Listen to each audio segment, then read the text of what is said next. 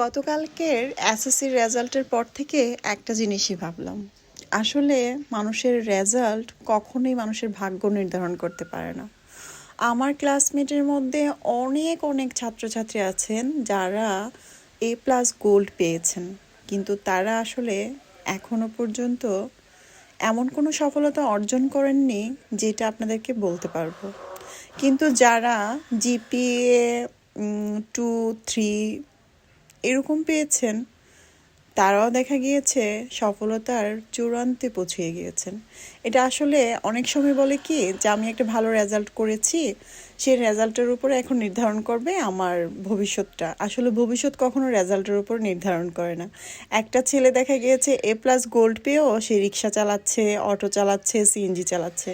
তো এটা আসলে ভাগ্য নির্ধারণ করে না, সবটাই আল্লাহ রাব্বুল আলামিন ভালো জানেন। তো যাই হোক, গতকালকে যারা যারা পাশ করেছেন তাদের সবাইকে কংগ্রেচুলেশনস, আর যারা ফেল করেছেন তাদের মন খারাপ করবেন না, আবার চেষ্টা করবেন, ইনশাল্লাহ ঠিক হয়ে যাবে। তো আজকে আমি এই যে কয়েকটা ফুল ছিল মিষ্টি কুমড়ো ফুল, সেই মিষ্টি কুমড়ো ফুলগুলো দিয়ে আমি এখানে পাকোড়া বানিয়েছি। আমার আম্মু মিষ্টি কুমড়ো ফুল দেখলেই পাকোড়া বানাতো।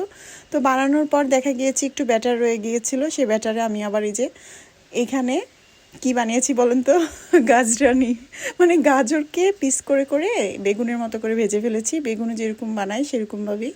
তা আমি এটাকে নাম দিয়েছি গাজরানি। এটা আমি রমজান মাসে খুব বানাতাম, কারণ আমার হাজবেন্ডের আবার বেগুনে অ্যালার্জি হয়, সেই কারণে আমি গাজরানি বেশি বানাতাম।